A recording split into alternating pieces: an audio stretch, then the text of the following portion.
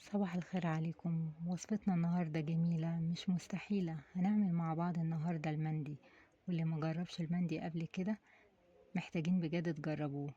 هنعمله من غير تعقيدات، هنعمله بطريقة مختصرة. هنسوي الرز والفراخ في نفس الحلة، يعني الرز هيكون اخد من كل النكهات واخد من طعم الفراخ عشان هيتعمل في نفس الحلة، والفراخ هتكون جوسي ودايبة. وهنعمل سلطة الدقوس اللي بتضيف للأكلة كتير وطعمها الفريش. هنبدأ مع بعض. أول حاجة هحضر الفرخة. معايا فرخة عملاقة شوية، بفتحها من الظهر، بشيل العمود الفقري بتاعها. طبعا الجزء اللي اتشال ده ممكن تعملي عليه شوربة بعدين. في عظمة في الصدر كده انا بكسرها علشان الفرخة تتفرد معايا كويس. عندي بصلة متوسطة مفرومة في الكبة، ممكن تستخدميها او لو مش حابة بلاش. اضيف عليها بهارات. عندي معلقة صغيرة من بابريكا، 7 بهارات، توم وبصل، ملح، وربع معلقة صغيرة من الفلفل الاسود، ومعلقتين زيت. بحط البهارات على البصل واقلبه كويس. بتبل الفرخة، تبليها كويس من جوه ومن بره ومن تحت الجلد. تبليها قبلها بوقت، مش اقل من ساعتين.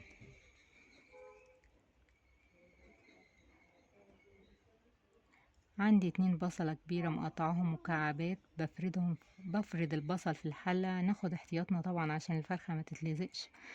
بحط الفرخة في الحلة، بسيبها على نار عالية لحد ما الحلة تسخن كويس حوالي دقيقتين. وبعد كده بهدي النار على الاخر، اسيبها تسوي نفسها على نار هادية.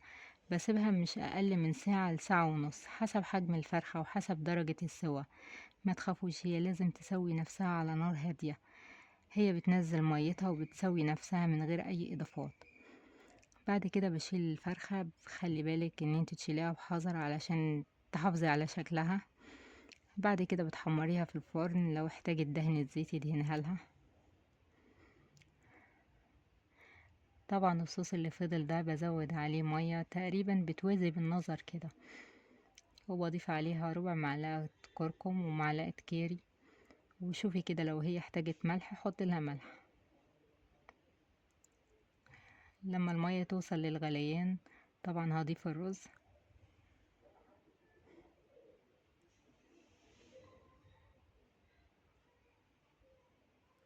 المية لازم تكون مغطية الرز بعقلة. هسيبه على نار عالية لحد ما يتشرب، وهدي النار لحد ما يستوي.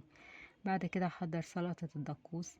عندي 3 طماطم متوسطين، وواحد فلفل حار، وواحد فلفل بارد، وشوية بقدونس. بزود عليهم معلقة خل او ليمونة، ورشة زيت ورشة ملح، واضربيهم في الكبة.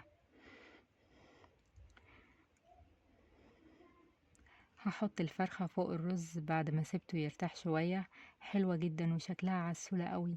عايزة اقول لكم الفرخة تحفة، بس الرز حكاية تانية. الفرخة جوسي ودايبة، تحسي كده انك عملتي انجاز. عايزاكم تجربوها وتقولولي رأيكم ايه. اذا عجبكم الفيديو ما تنسوش لايك واشتراك في القناة. اشوفكم على خير ان شاء الله قريب، وباي باي.